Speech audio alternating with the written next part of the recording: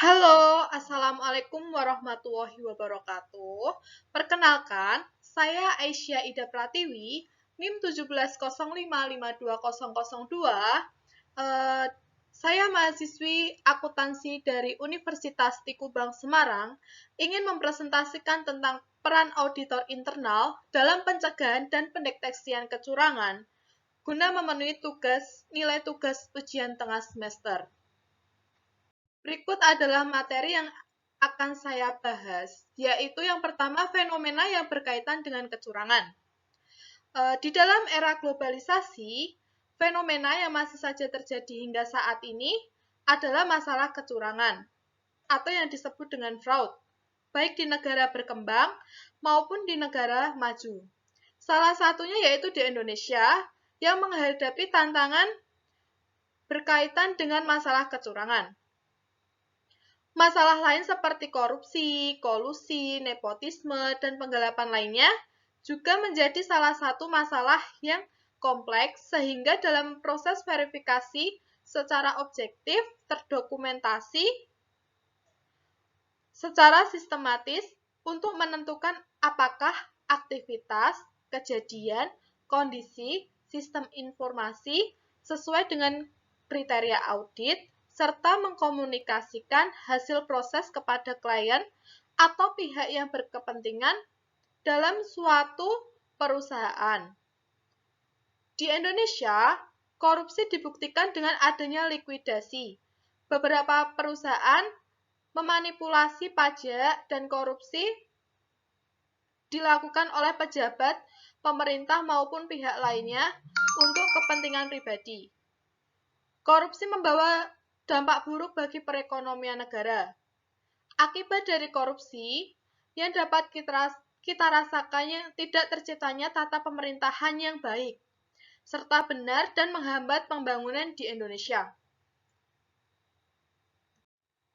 Salah satu kecurangan terbesar yang diingat sampai saat ini adalah kasus Enron yang melibatkan salah satu the Big Five, Anderson & Co.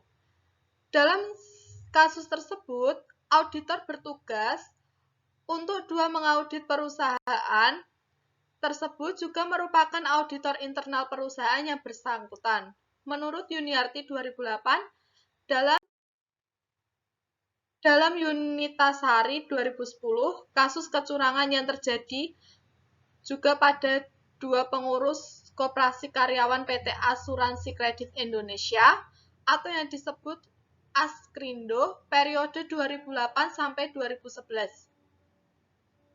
Novian Prihantono dan Subarkah, keduanya diduga kuat melakukan korupsi dalam pengelolaan keuangan koperasi selama tahun 2008 sampai 2011 dengan nilai sekitar 6 miliar rupiah menurut Amalia 2013.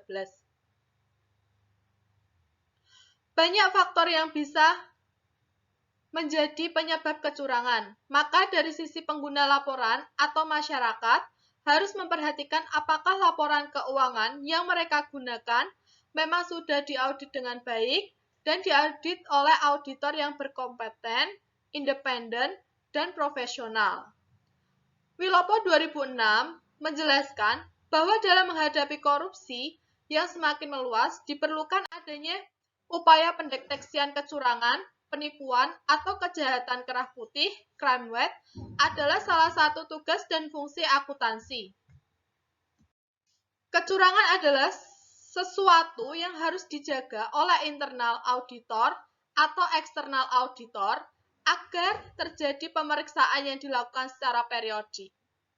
Cara menjaga kecurangan auditor harus mengevaluasi aktivitas sistem pengendalian dan memberi masukan untuk peningkatannya.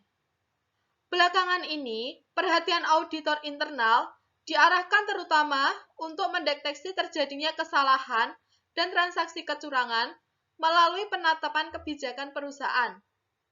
Suatu kecurangan dapat dicegah dengan cara meningkatkan sistem pengendalian internal perusahaan.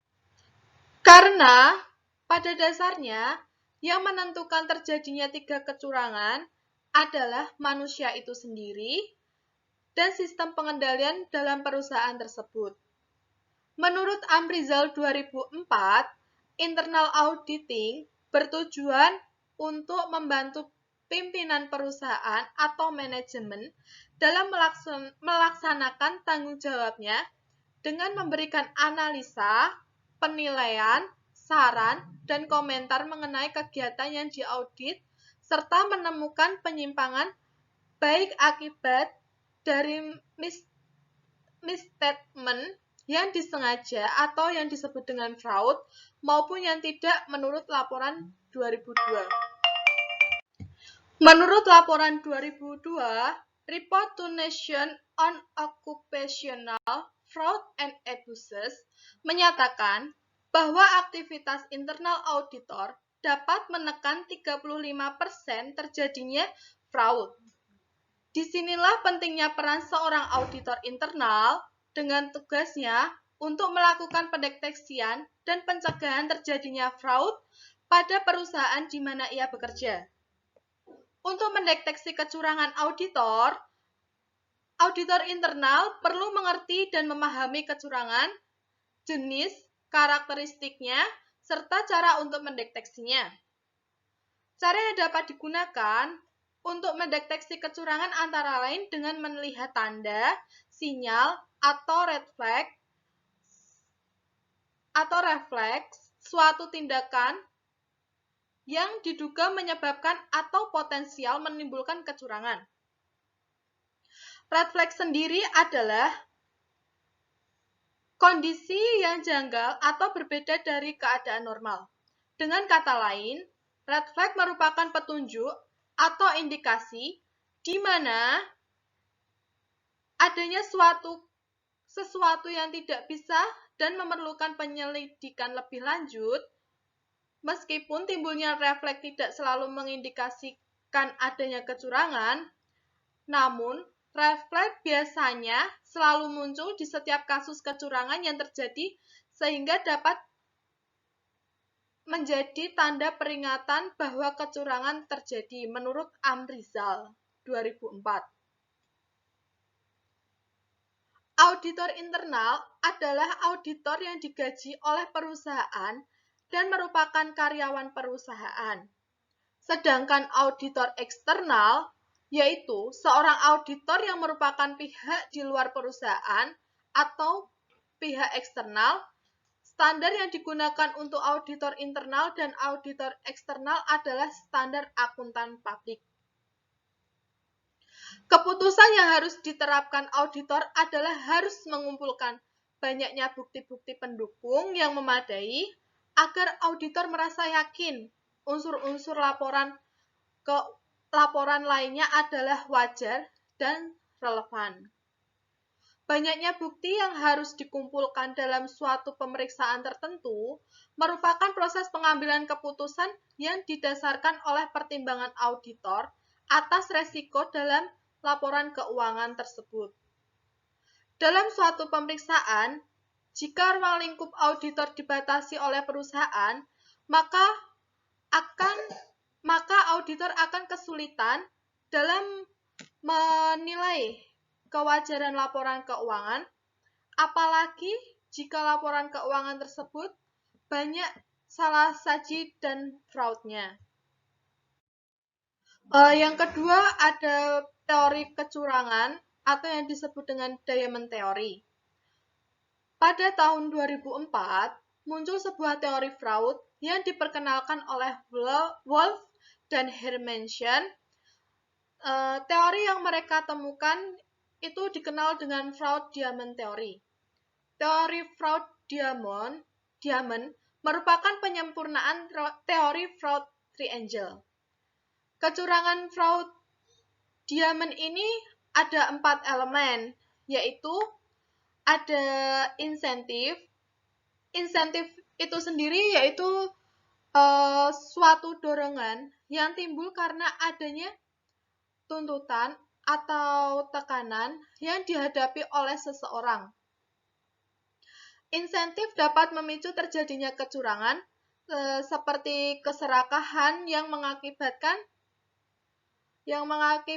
tekanan untuk memenuhi kebutuhan tersebut. Yang kedua ada opportunity. Opportunity itu merupakan suatu kesempatan yang timbul karena terdapat suatu kelemahan pengendalian internal organisasi atau perusahaan dalam pencegahan dan pendeteksian kecurangan. Opportunity itu dapat terjadi karena adanya kekuasaan terhadap organisasi dan juga karena seorang fraudster atau orang-orang yang melakukan kecurangan mengetahui kelemahan dari sistem-sistem yang ada. Kemudian ada rationalization, yaitu kondisi di mana fraudster atau pelaku kecurangan mencari suatu pembenaran terhadap tindakan yang dilakukannya untuk memperoleh kekayaan dengan cara yang tepat. Yang terakhir atau yang keempat ada capability, yaitu merupakan sifat dan kemampuan pribadi seseorang yang mempunyai peranan besar yang memungkinkan melakukan suatu tindakan kecurangan. Menurut Wolf dan Hermansen, penipuan atau kecurangan tidak mungkin dapat terjadi tanpa orang yang memiliki kemampuan yang tepat untuk melaksanakan penipuan atau kecurangan tersebut. Kemampuan yang dimaksud adalah sifat individu melakukan penipuan yang mendorong mereka untuk mencari kesempatan dan memanfaatkannya.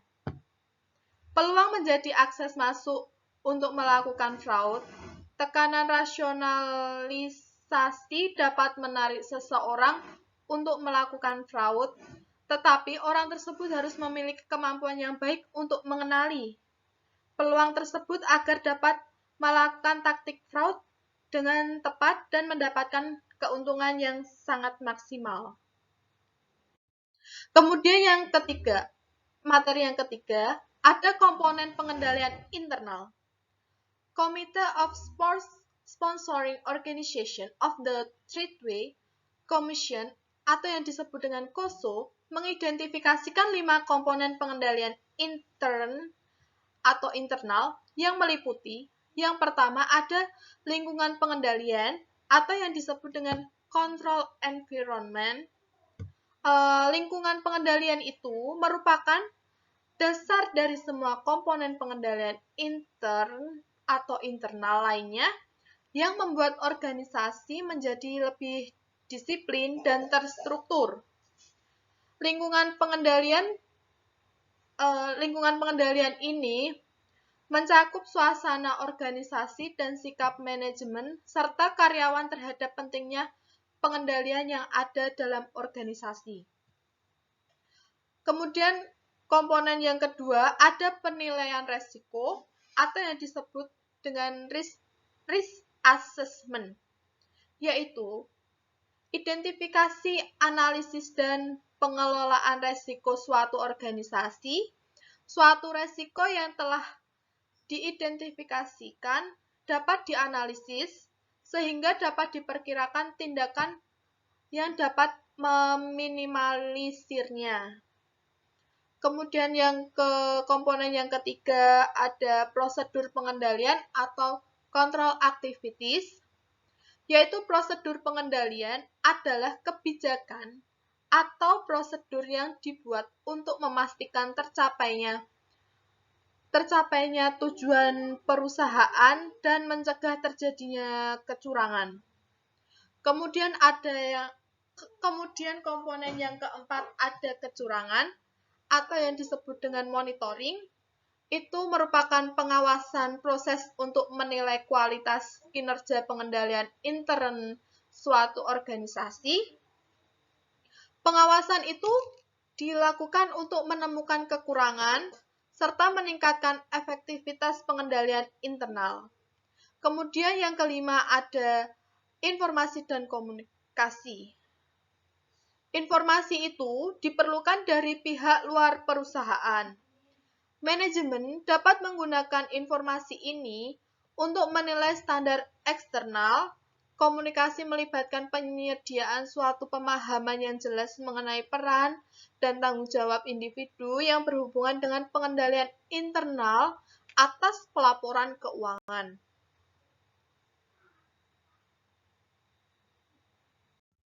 Selanjutnya ada peran internal auditor dalam mencegah dan mendeteksi kecurangan. Yang pertama, ada membangun struktur pengendalian internal yang baik, yaitu di mana agar keamanan harta perusahaan itu terjamin dan kegiatan operasinya berjalan dengan lancar serta efektif dan efisien. Manajemen itu perlu mengadakan struktur pengendalian internal yang baik dan efektif guna mencegah kecurangan. Nah, di sini ada 5 komponen pengendalian internal yang saling terkait dalam membangun struktur pengendalian internal yang baik. Itu ada lingkungan pengendalian, ada control environment, ada penaksiran risiko atau risk assessment, ada standar pengendalian, kemudian ada pengawasan, dan ada informasi serta komunikasi. Yang kedua itu mengefektifkan aktivitas pengendalian, di mana review kinerja aktivitas pengendalian ini mencakup review atas kinerja yang sesungguhnya dibandingkan dengan anggaran dan perakiraannya. Yang kedua ada pengelolaan informasi, berbagai pengendalian dilaksanakan untuk mengecek ketetapan, kelengkapan, dan otorisasi transaksinya. Selanjutnya ada pengendalian fisik, aktivitas yang mencakup keamanan fisik aktiva, penjagaan yang memadai terhadap fasilitas yang terlindungi dari akses terhadap aktiva dan catatan. Kemudian ada pemisahan tugas, dengan memberikan tanggung jawab pada orang yang berbeda untuk memberikan sebuah otorisasi, pencatatan transaksi, dan menyelenggarakannya penyimpanan aktiva yang ditunjukkan untuk mengurangi kesempatan bagi seseorang untuk berbuat kecurangan. Kemudian yang ketiga itu meningkatkan kultur organisasi, di mana dapat dilakukan dengan mengimplementasikan prinsip-prinsip good corporate government atau GCG yang saling terkait antara satu dengan yang lainnya, agar dapat mendorong kinerja sumber-sumber perusahaan agar dapat mendorong kinerja sumber-sumber perusahaan bekerja secara efektif dan efisien. Kemudian yang keempat, mengefektifkan fungsi internal audit. Walaupun internal auditor itu tidak dapat menjamin bahwa kecurangan tidak akan terjadi, namun ia harus menggunakan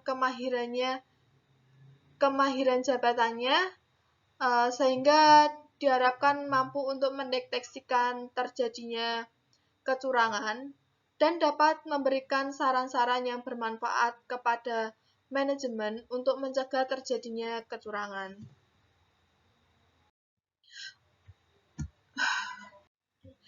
Kemudian ada kompetensi internal auditor. Menurut Arens et al. 2008, yang dialihbahasakan oleh Herman Wibowo, menyatakan bahwa kompetensi sebagai keharusan bagi auditor untuk memiliki pendidikan formal di bidang auditing dan akuntansi, pengalaman praktik yang memadai bagi pekerjaan yang sedang dilakukan, serta mengikuti pendidikan profesional yang berkelanjutan.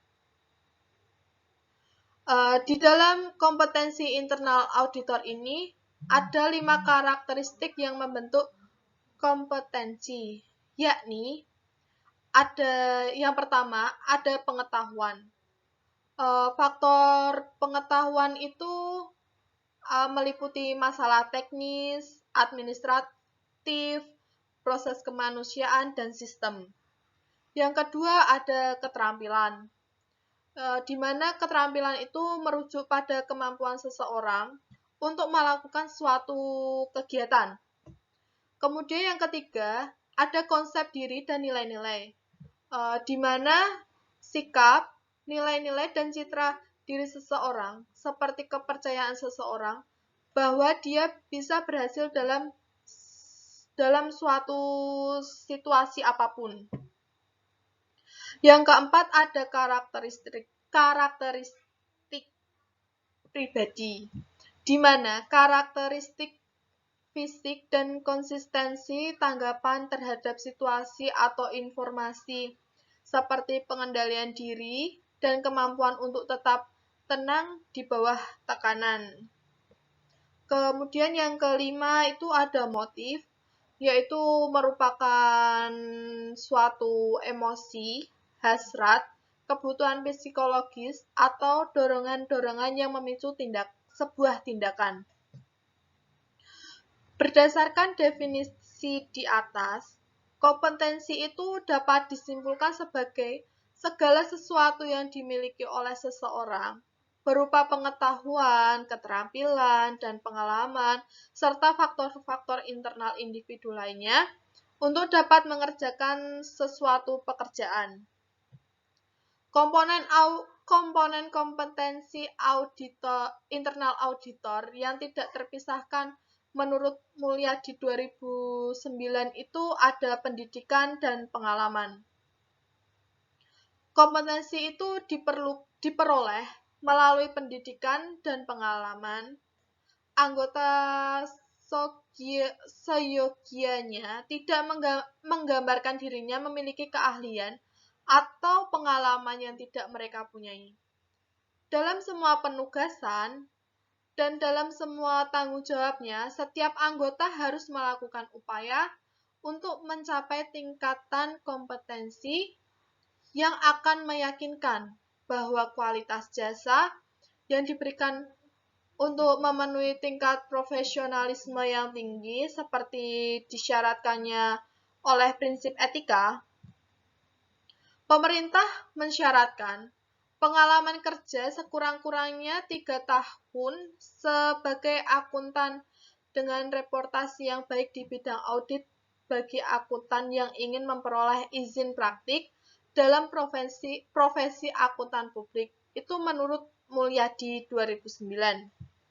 Selain itu, untuk meningkatkan kompetensi profesional menurut Jafar dan Sumiati 2008 itu dapat dibagi menjadi dua fase yang terpisah, yaitu ada pencapaian kompetensi profesional, di mana pencapaian kompetensi profesional itu pada awalnya memerlukan standar pendidikan umum yang tinggi, diikuti oleh pendidikan khusus, serta ada pelatihan dan ujian profesional dalam subjek-subjek yang relevan, serta pengalaman kerja. Hal tersebut dapat menjadi pola pengetahuan yang normal untuk anggota akuntan publik. Kemudian yang kedua ada pemeliharaan kompetensi profesional, itu terbagi menjadi 3, yaitu ada kompetensi harus dipelihara dan dijaga melalui komitmen untuk belajar dan melakukan peningkatan profesional secara berkesinambungan selama kehidupan profesional anggota.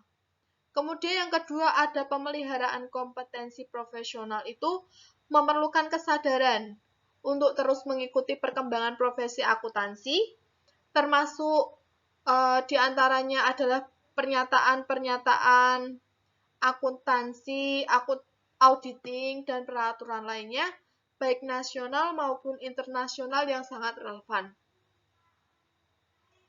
Kemudian ada anggota harus menerapkan suatu program yang dirancang untuk memastikan terdapatnya kendali mutu atas pelaksanaan jasa profesional yang konsisten dengan standar nasional dan internasional. Sekian presentasi dari saya. Bila ada kata atau kalimat yang kurang berkenan, saya mohon maaf yang sebesar-besarnya. Saya akhiri presentasi saya. Wassalamualaikum warahmatullahi wabarakatuh.